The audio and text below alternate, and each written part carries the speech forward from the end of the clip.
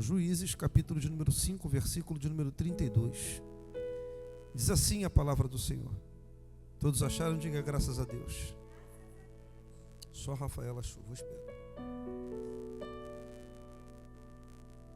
Juízes, capítulo de número 5, versículo 32 diz assim: e sossegou a terra 40 anos. E sossegou a terra quantos anos? Tome o seu assento em nome de Jesus. A terra sossegou 40 anos. Quando alguns anos atrás eu fiz o curso teológico, eu aprendi algumas coisas importantes, Cristiano. Toda pregação ela precisa de introdução, ela precisa de um início, de um meio e de um fim. Toda pregação ela precisa da introdução, o início de uma mensagem, meio e o fim. Você precisa começar uma pregação introduzindo aquilo que você quer falar ao público, àqueles que estão lhe ouvindo. Você precisa fazer um contexto da história para que as pessoas possam entender, aqueles que não têm conhecimento do assunto que você vai falar. Você precisa interagir essas pessoas com uma introdução, ou seja, explicando alguma coisa para que elas possam entender a continuidade até o final do sermão. Ela precisa do início. O meio é tão importante quanto o início. Você precisa finalizar a mensagem ou a pregação ou o assunto que você estiver falando, e as pessoas precisam de bons ouvidos entender aquilo que você está falando. A vida espiritual também ela é desse jeito. A gente precisa ser introduzido na vida, no âmbito espiritual.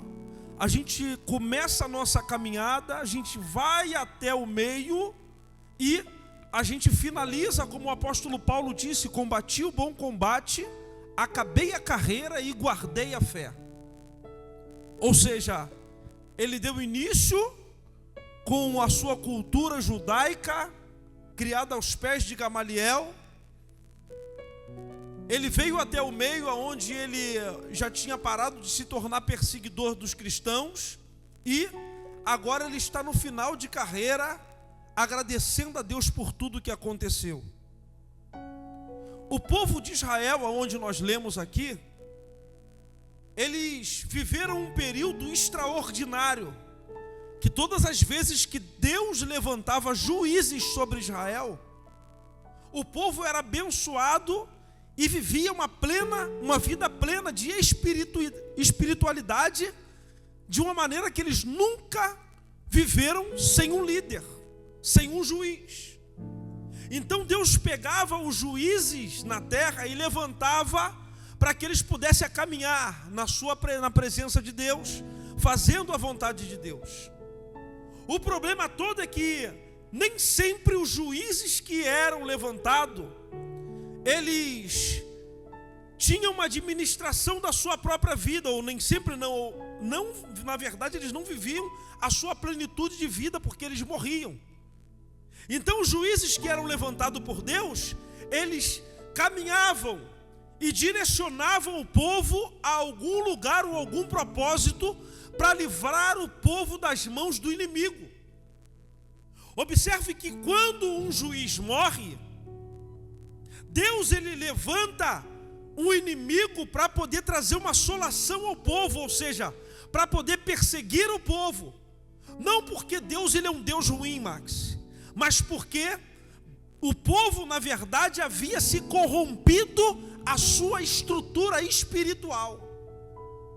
Então Deus precisava trazer novamente o povo à adoração ao Senhor. Então Deus levantava o inimigo para perseguir Israel. E depois que o povo se convertia novamente, que o povo voltava para os caminhos de Deus, que o povo queria novamente um relacionamento e clamava ao Senhor, Deus então novamente levantava mais um juiz para que viesse a ter êxodo sobre o povo, sobre o inimigo. E novamente Israel era livre. A Bíblia diz que houve um homem chamado por nome eu ver se me falha a memória aqui. Baraque, não, antes de Baraque, Otoniel.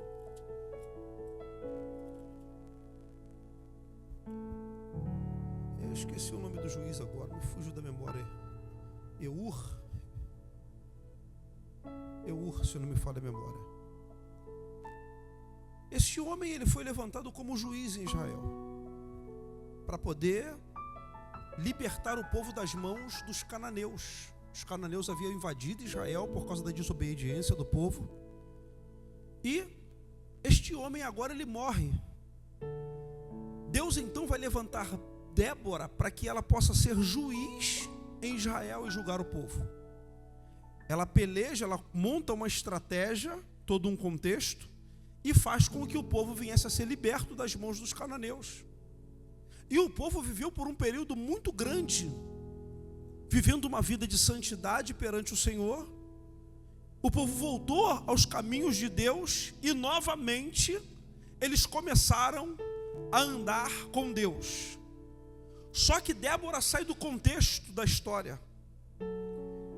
Mas quando Débora estava na história, diz a Bíblia Sagrada que a terra sossegou durante 60 anos.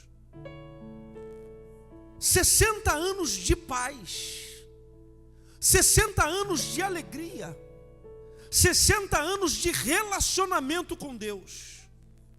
Quando Débora já não é mais juiz sobre Israel, o que o povo faz?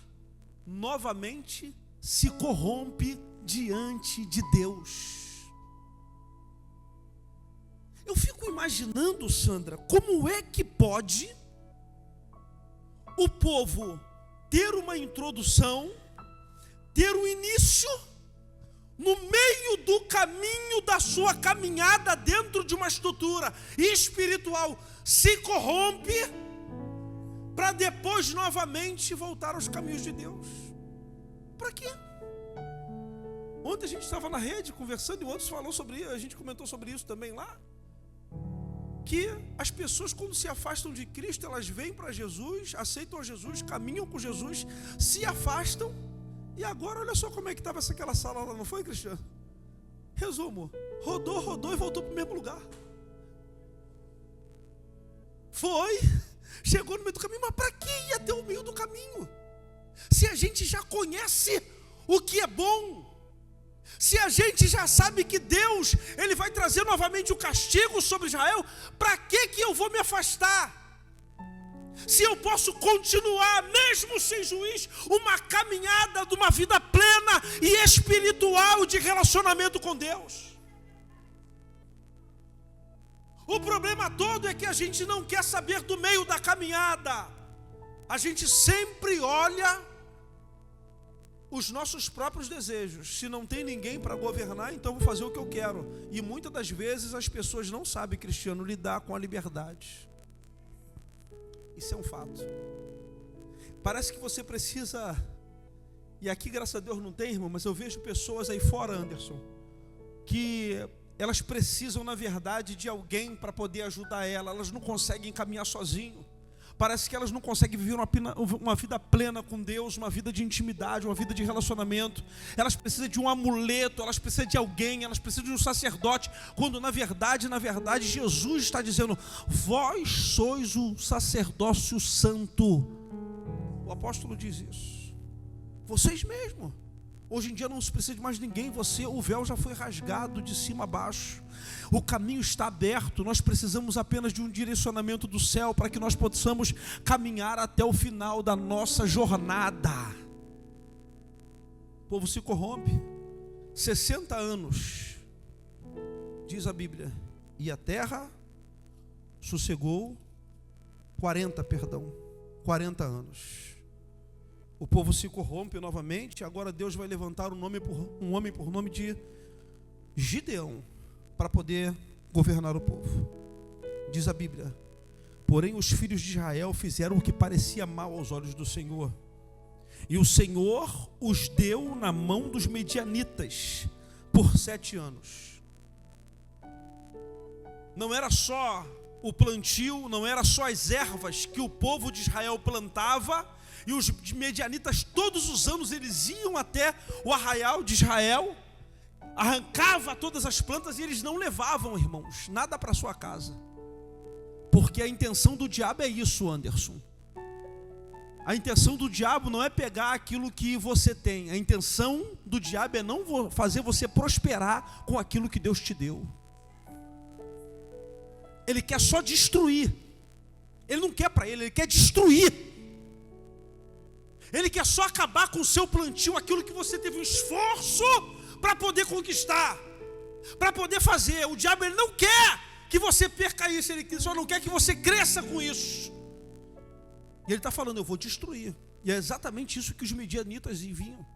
Quando eles entravam dentro do arraial de Israel, eles vinham destruir tudo, matavam os bois, matavam os animais e iam embora. Todos os anos, durante 7 anos. O que esse povo comia? Ele comia as migalhas que sobravam. Porque a intenção do diabo é te envergonhar, meu irmão. De fazer você entender que você está na lama, que você não vai conseguir. Mas eu tenho uma palavra profética nessa manhã, irmãos. Pode o diabo até tentar, mas ele não vai resistir àquele que te entregou algo do céu.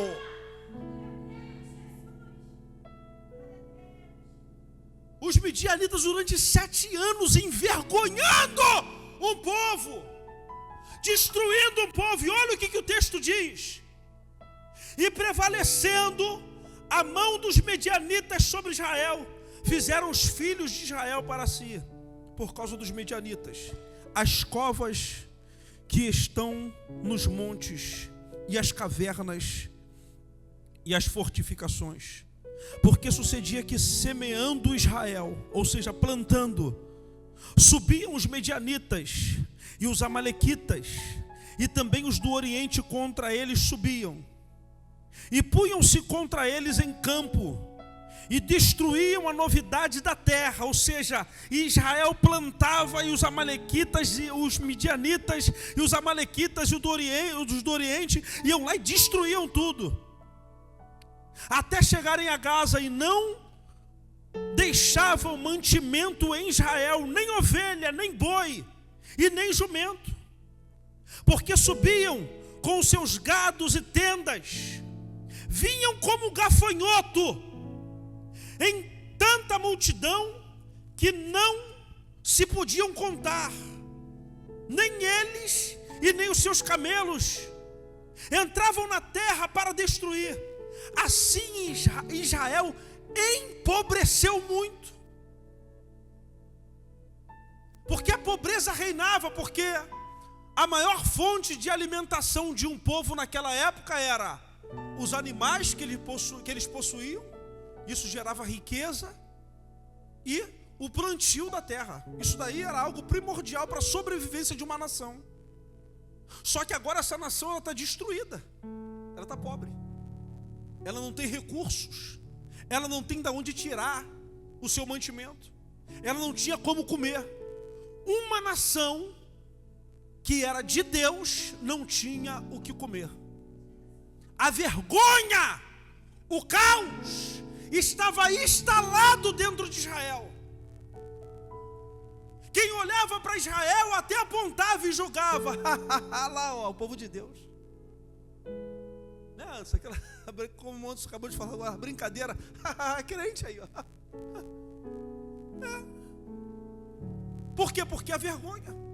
Mas o posicionamento vai tirar Israel de uma situação terrível para uma situação extraordinária. O pastor acabou de pregar aqui sobre isso.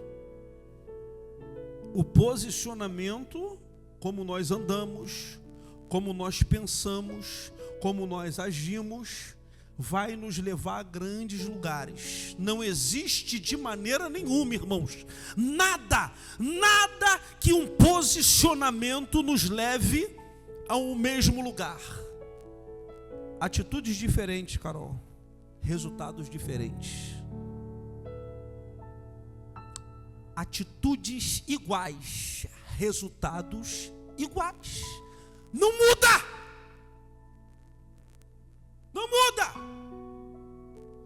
que eu estou saindo de uma introdução, iniciando uma jornada onde eu quero chegar, e no meio do caminho eu já sei que eu vou passar por aquilo. Para que eu vou, meu irmão? Para que eu estou indo para lá, se eu já sei que lá é um caminho de desgraça?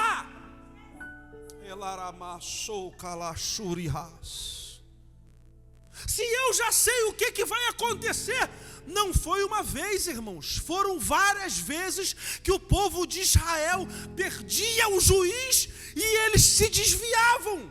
Já sabiam o que ia acontecer. Ai, Jesus, eu vou falar. Preste muito bem atenção no que eu vou te dizer, meus irmãos. Se você já sabe o caminho que você apanhou, tomou uma coça na tua vida, está andando lá por quê? Está andando lá por quê? Tu já sabe o resultado. Tu já sabe o que vai acontecer. Tu já sabe para onde você está indo. Para que você vai lá, meu irmão? Eu não consigo entender isso. Eu não consigo enxergar uma pessoa que já trilhou o caminho uma e volta. Aí juízes vêm, Deus levanta o juiz, aí o juiz morre duas e erra de novo e volta, e Deus levanta o juiz e já sabe qual é o caminho que vai trilhar. Para que você está indo, meu irmão? Para que você está indo? O Espírito Santo de Deus está falando aqui ao nosso coração, irmãos. Você não precisa passar por tudo isso de novo. Você não vai passar por tudo isso de novo, porque você já conhece o caminho, e o caminho é errado. E por que você está indo para lá? A Bíblia diz, olha o que o texto diz: Israel empobreceu muito, porque o caminho da desobediência é o empobrecimento. O caminho da desobediência é o empobrecimento. Empobrecimento não está no bolso, irmãos. Não tem nada. Oh, Jesus, o sangue de Jesus tem poder. Aqui, ó. O caminho do empobrecimento é a sua mentalidade que precisa mudar. Você não pode mais passar pelo que você passou. Deus está te dando um direcionamento, dizendo: vai, meu filho, por aonde eu mandar você vai. Agora, se você já conhece o caminho que deu errado, desvia essa rota e anda na rota do céu.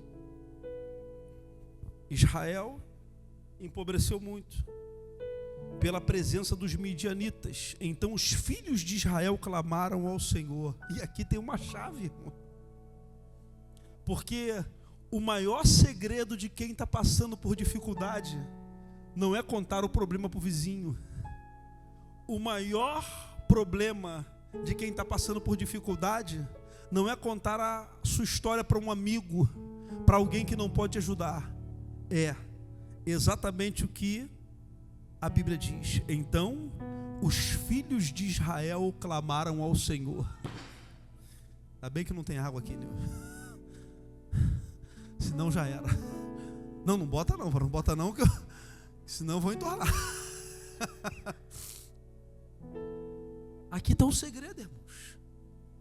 Todas as vezes que nós passamos por situações difíceis, irmãos, clama a Deus. Clama a Deus. Porque todas as vezes que Deus levantava juiz, os inimigos vinham para poder destruir. Os juízes venciam e davam vitória ao povo. Quando o juiz morria, os inimigos novamente venciam a batalha, ganhava de Israel as suas lutas, e o povo era escravo, era empobrecido, mas na sua pobreza e na sua escravidão eles clamavam ao Senhor e Deus dava vitória. Olha o texto.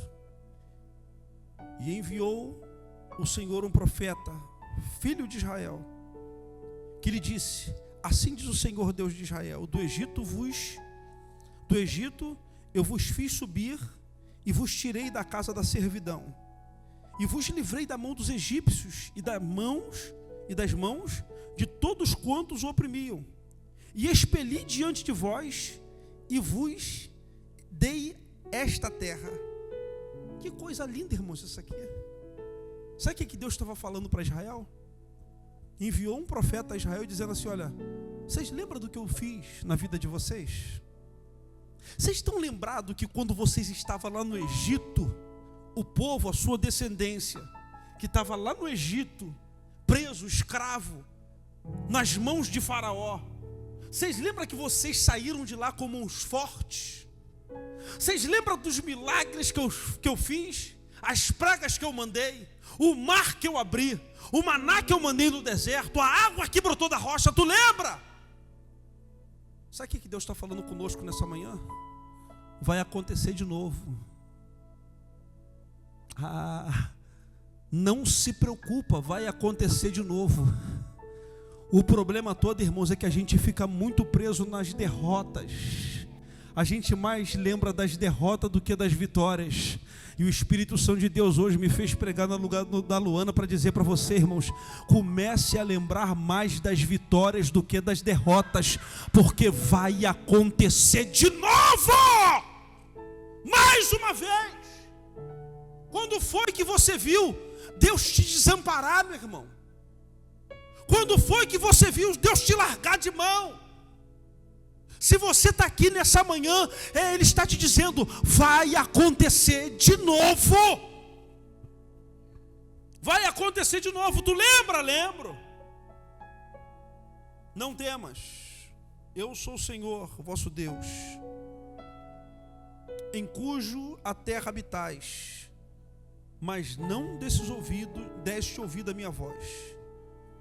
Então o anjo do Senhor assentou-se debaixo do carvalho que está em Orfa. O anjo do Senhor se assentou debaixo do carvalho. O carvalho era uma árvore. A Bíblia diz que quando ela fala o anjo do Senhor, é porque é a teofania de Cristo, Deus encarnado em alguém ou alguma coisa, e vem se relacionar com o homem. Isso quer dizer que quando a Bíblia diz que o anjo do Senhor desceu no carvalho que está em Orfa, ou seja, Deus encarnou e desceu até debaixo de um carvalho. Ali era uma terra que pertencia ao pai de Gideão, Joás. O carvalho estava dentro da propriedade do pai de Gideão, Joás. O que faz um anjo?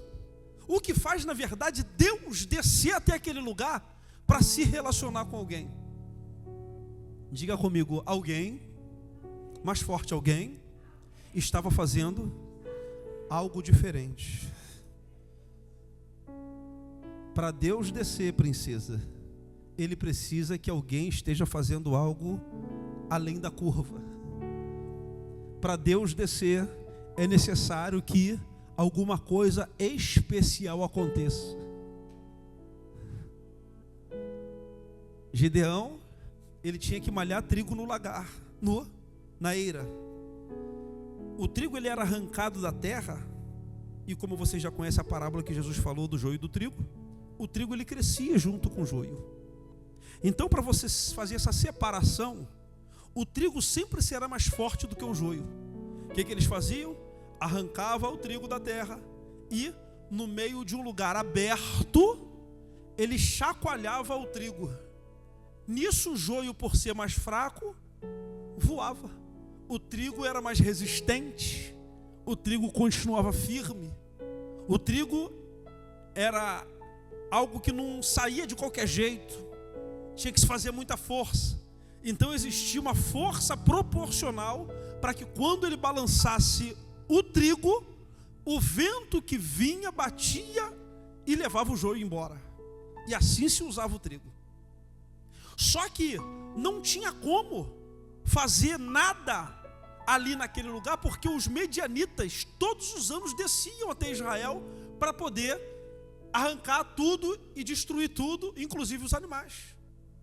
Como é que se malha trigo na eira assim? Não tem como.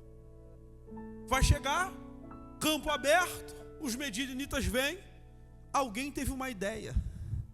Já sei, vou levar o trigo que está aqui, vou levar para o lagar, aonde se malha uvas, aonde eles pisam as uvas para se fazer o vinho, o suco, e vou levar para lá e vou fazer esse mesmo procedimento lá aonde se malha a uva. Sabe o que acontece, irmãos? Basta uma ideia, para que Deus venha descer aonde você está. Eu vou repetir porque isso aqui é pedagógico, irmãos. Basta uma ideia para você fazer Deus descer aonde você está. Olha só que coisa linda.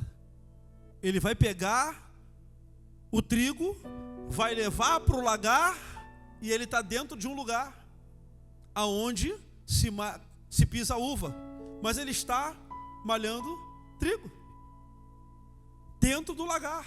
O anjo desceu, olhou para ele e falou: varão valoroso, Deus é contigo. Com todo respeito e carinho, irmão, olha para esse irmão que está do teu lado e diga para ele: varão valoroso, Deus é contigo. Faça alguma coisa diferente para Deus descer aonde você está, irmãos. Não viva no efeito manada. Efeito manada, irmão, vai todo mundo para o mesmo pacote. Se todo mundo cair, tu vai junto. Ande com Deus para que Deus venha a abençoar a tua vida.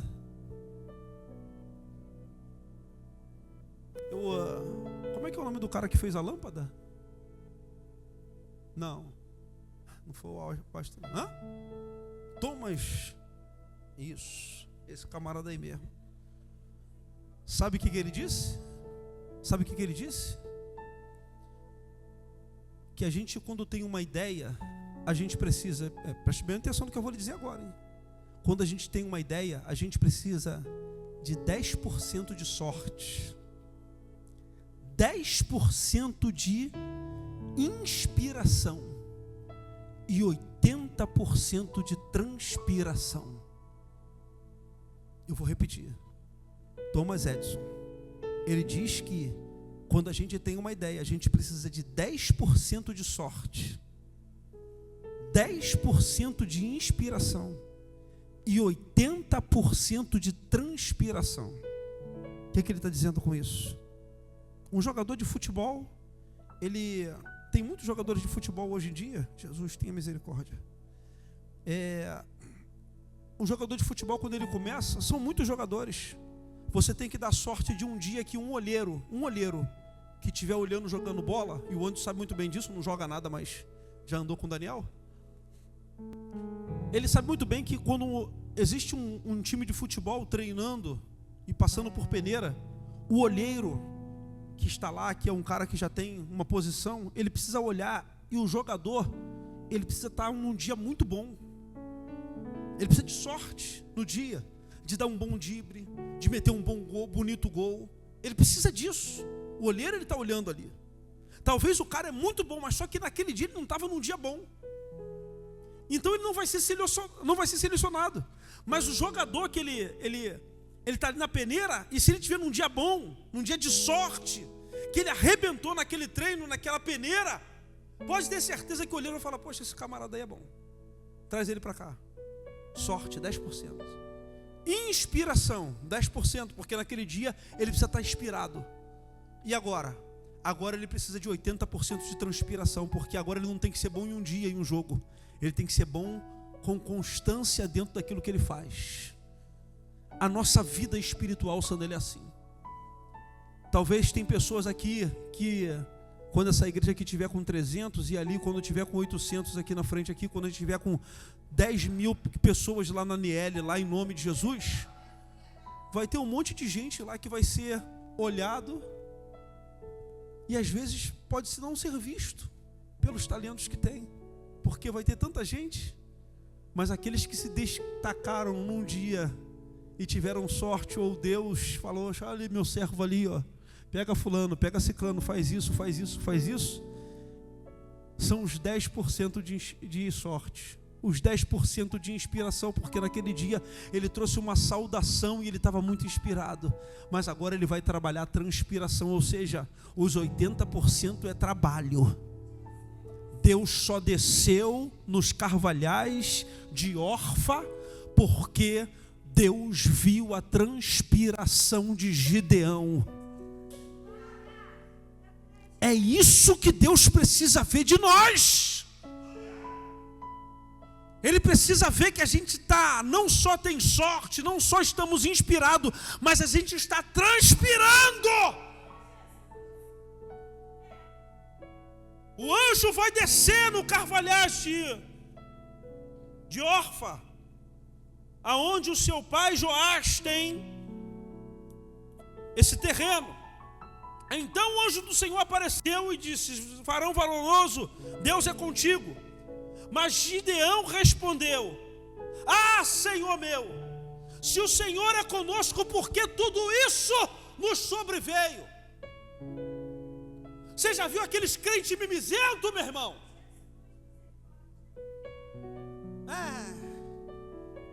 Sei por que está acontecendo isso. Que luta, que prova, que dificuldade. Ó céus, ó azar, ó inferno, e grita e reclama de tudo, pelo amor de Deus.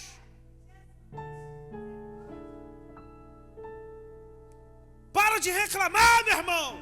Se o Senhor é conosco, por que está acontecendo isso? Por causa da desobediência do povo.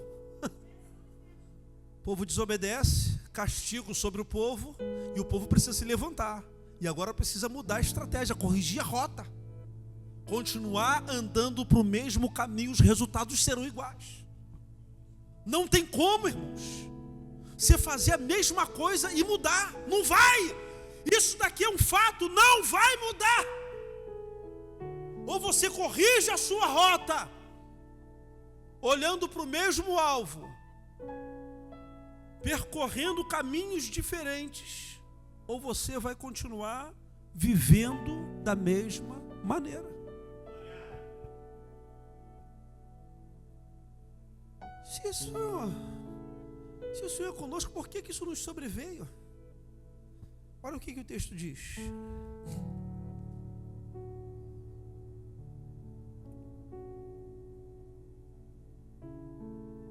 E o que é feito todas as suas maravilhas que nossos pais nos contaram? Ou seja, coloca até em questão aquilo que Deus já tinha feito. Porque a vida do murmurador, irmãos, ele não consegue enxergar nem as maravilhas que foram feitas, nem a que Deus está fazendo e nem a que Deus vai fazer. Ele só encontra dificuldade, irmãos. Tudo ele coloca dificuldade. Mas, Senhor, e aquilo que o Senhor fez lá atrás? Nossos pais falaram isso conosco. E aí? Porém o Senhor nos desamparou e nos deu nas mãos do midianita. Então o Senhor olhou para ele e disse: continua nessa tua força, continua fazendo o que você está fazendo, não para, não desanima, continua andando, continua caminhando, marcha. O apóstolo Paulo, escrevendo na sua carta aos Romanos, ele diz: o que nos separará do amor de Cristo? Serão as tribulações, as lutas, as angústias, o sofrimento, as perdas. E no final ele diz assim: olha, nada nos separará do amor de Cristo. Nada.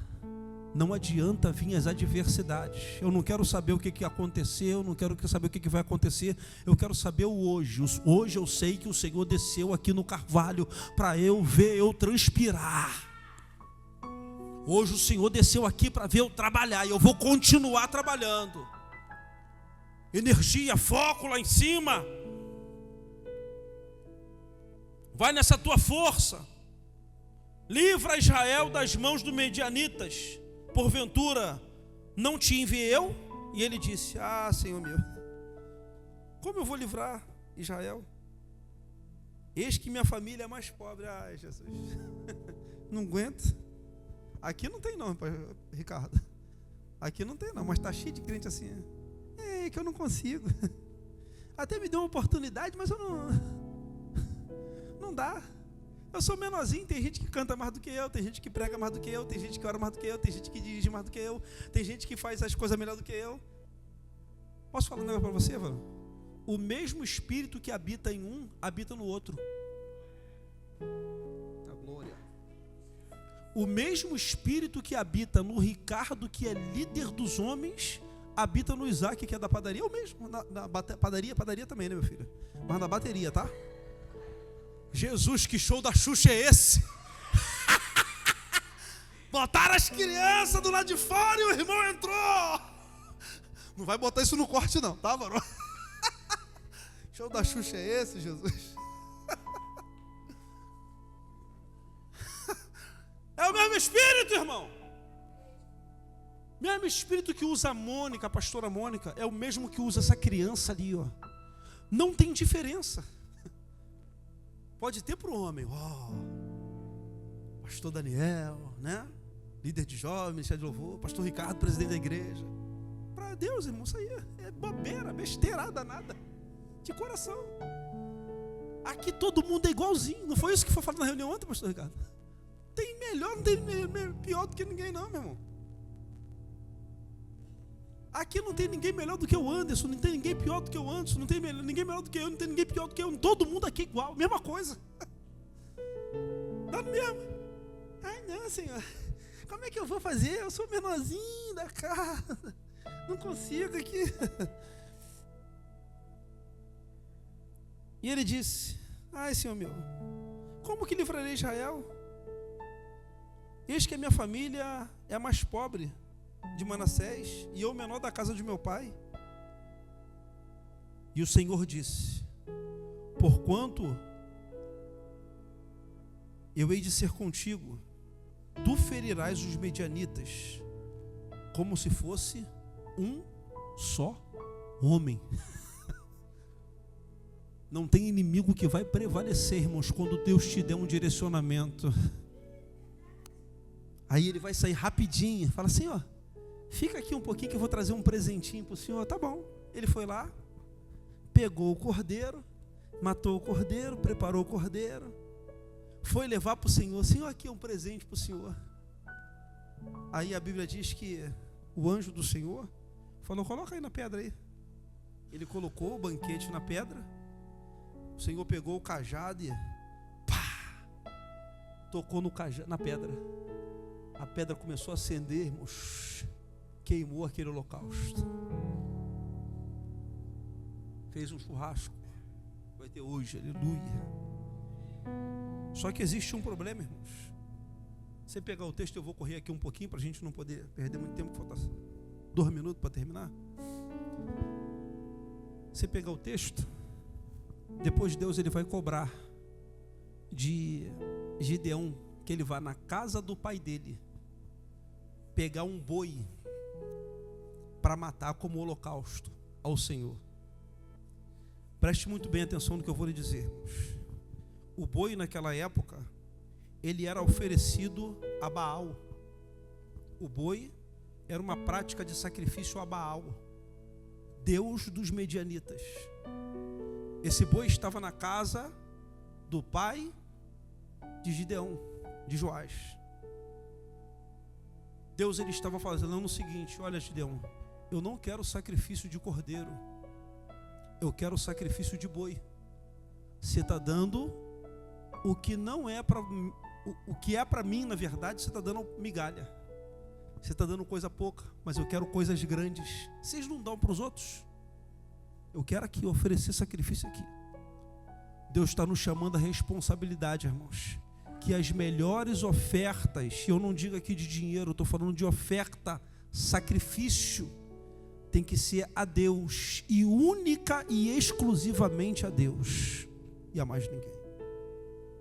Deus está nos chamando para uma responsabilidade, para que Ele possa descer nos carvalhais e encontrar conosco. A gente precisa fazer algo diferente, e é isso que a igreja precisa entender.